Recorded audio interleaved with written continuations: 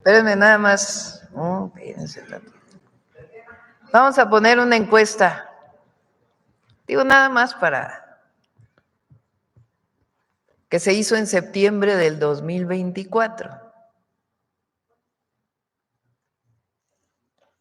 Digo, para ver a quién escogieron como vocero la oposición, ¿no? Porque ahora su vocero resulta que es Zedillo. Pues miren nada más el vocero que escogieron. La encuestadora Encol preguntó el 24 de septiembre del 2024. De los siguientes personajes que le voy a mencionar, dígame por favor para usted quién ha sido el mejor presidente. 68% Andrés Manuel López Obrador. 6% Vicente Fox Quesada. 5% Enrique Peña Nieto. 4% Felipe Calderón Hinojosa. No, ya estar más abajo que Calderón está difícil. 4% Ernesto Zedillo. 3%. 4% Felipe Calderón Hinojosa. 3%, gracias por la corrección, Ernesto Zedillo Ponce. Le ganó ninguno. Salinas no lo pusieron, yo creo. Pero bueno, de todos esos, se escogieron al que la gente recuerda como uno de los peores presidentes. Porque vale la pena nada más. Porque no sé si se han dado cuenta de que ahora todos hablan de lo mismo y reconocen a Zedillo. Y es importante, repito, para los jóvenes, porque para los que estamos más grandes nos acordamos de aquel terrible sexenio. Por supuesto, de la noche neoliberal, pero de aquel terrible sexenio que le causó tanto dolor a millones de familias, que de la noche a la mañana pasaron sus deudas de poquito que debían al triple, al cuádruple, al quíntuple, por el incremento en las tasas de interés, deudas impagables para quien compró su casa con crédito, para quien pidió un pequeño préstamo para su negocio. A ellos no se les rescató, a ellos se les trató aparte y perdieron todo. Como bien decía uno de sus compañeros, hubo gente que se suicidó en aquella época por lo terrible que significaba de la noche a la mañana deber tanto dinero. Sin embargo, los grandotes, los bancos, grandes empresarios, todos recibieron sin ningún problema, de la noche a la mañana desaparecieron sus deudas. Deudas privadas convertidas en deuda pública. Como bien dice Pablo, cuando viene la crisis del 94, cuando entra Zedillo, se ha escrito mucho sobre esto, el propio presidente López Obrador tiene un libro del Fobaproa, donde vienen muchos nombres y cómo se dio esta situación. Muchos han escrito sobre esto. Algunas gentes, la mayoría cercanos a nuestro movimiento y otros nada cercanos, que han escrito sobre esto. Entonces, el Fobaproa se empieza a usar para rescatar a los grandes, que antes era un fideicomiso privado y de pronto convierten todo eso privado, deudas privadas, en una deuda de todos los mexicanos, que a la fecha seguimos pagando. A ver si nos da Edgar la deuda ahora del IPABA. ¿Y cuánto se ha pagado? Que es más de $1 billón. Pero espérenme. ¿Perdón?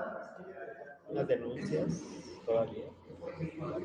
Hay que revisar eso con el fiscal, pero ya fue hace bastante tiempo y además desde entonces a muchos de ellos pues se cerraron los casos. Ahora, ¿por qué es importante? Ustedes digan, bueno, fue una mala decisión, como bien dice Pablo, no era la única propuesta y muchos otros países que tuvieron situaciones como estas optaron por opciones distintas para rescatar la economía. Fue discrecional a quién apoyaban y a quién no. Eso lo dice la propia Auditoría Superior de la Federación en el 98.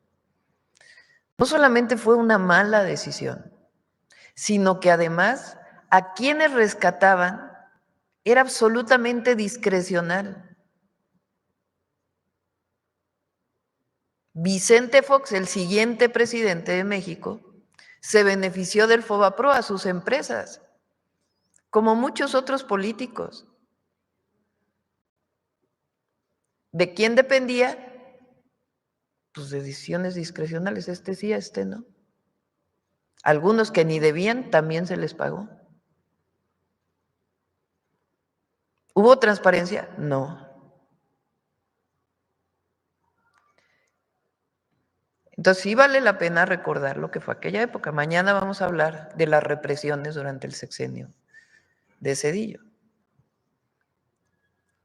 Ahora, sobre lo que dice Zedillo, bueno, es que ni vale la pena. ¿Qué es autoritarismo que el pueblo de México elija al Poder Judicial? Bueno, se cae por sí solo el argumento. ¿Cómo que cuando elige el pueblo es autoritario?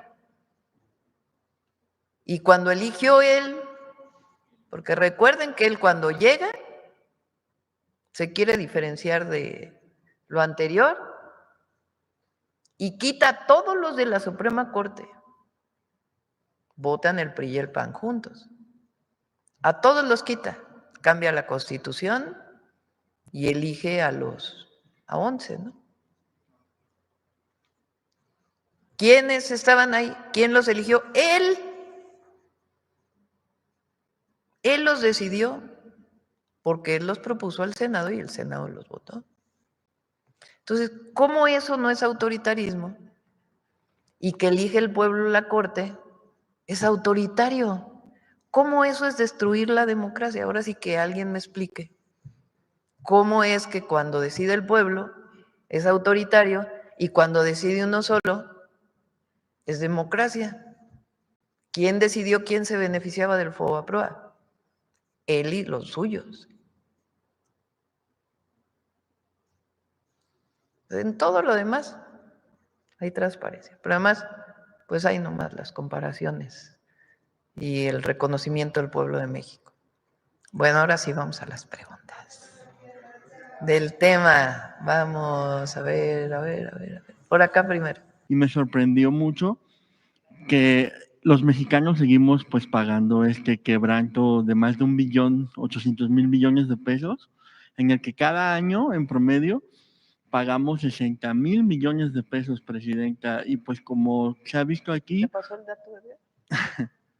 el creador de este saqueo pues fue sin duda Ernesto Zedillo. Presidenta, la gente pues en las redes se pregunta si todavía puede ser castigado Ernesto Zedillo penalmente por esto, si es viable, o si con lo que pasó de la consulta del juicio a los expresidentes, pues ya se cerró el tema y va a seguir impune Zedillo.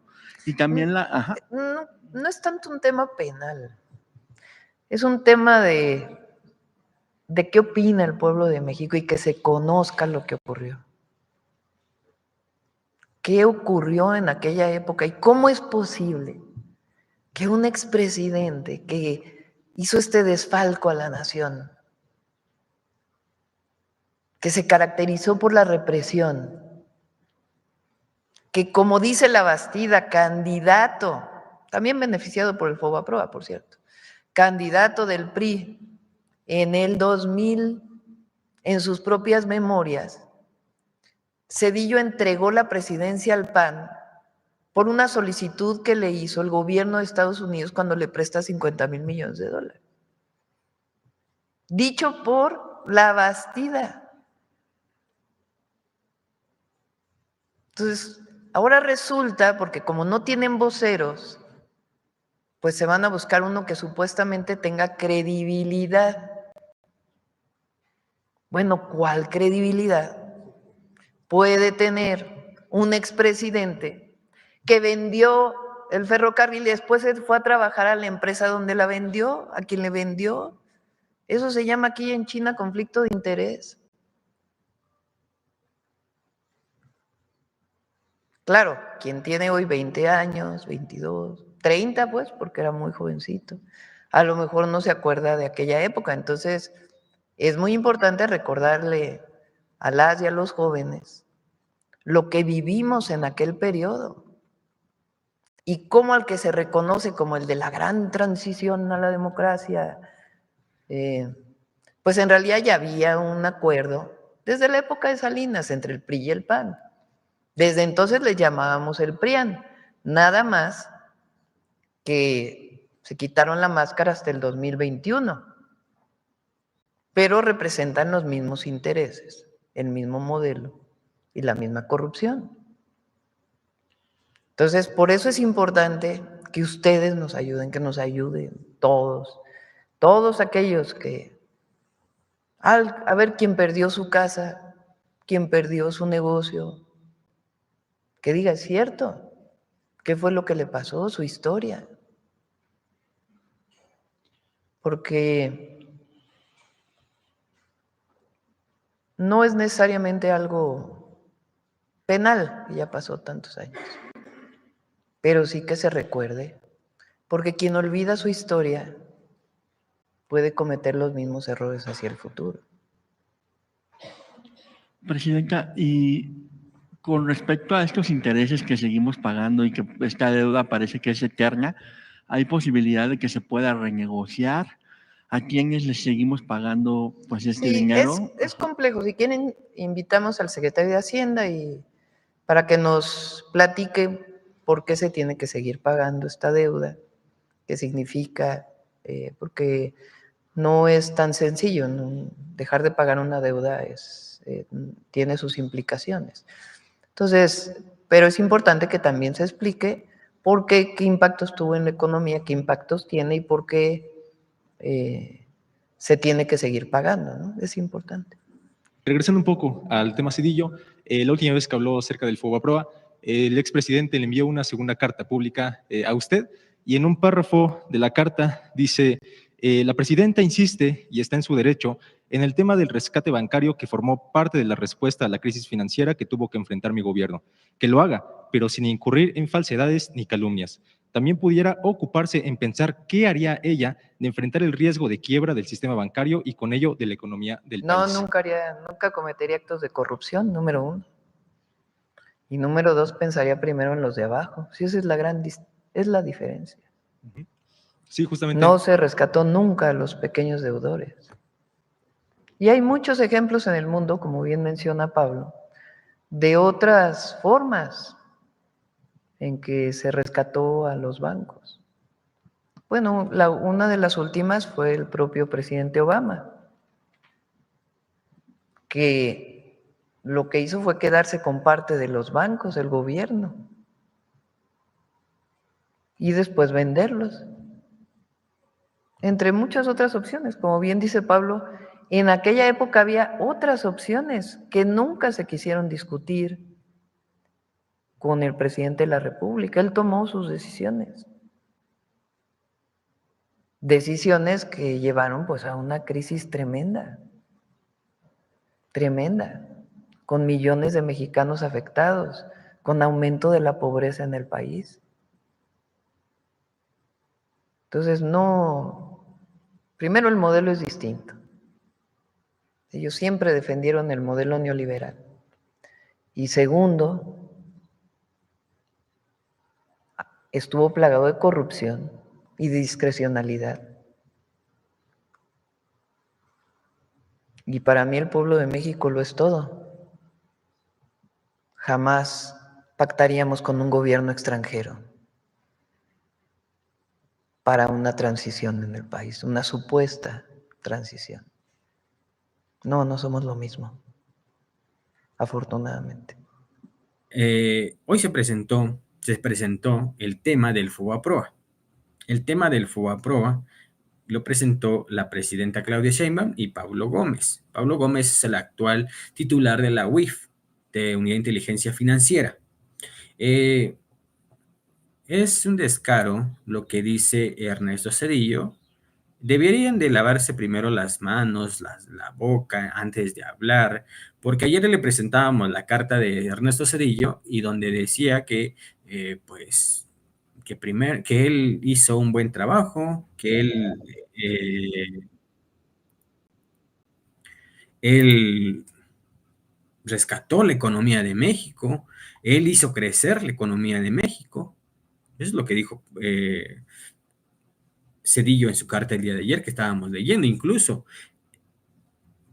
le preguntan a la presidenta qué haría si llegara a haber una devaluación del peso mexicano, qué haría ella, o si estaría dispuesto, porque Ernesto Zedillo puntualmente dice, pues, que vuelva a haber una devaluación del peso.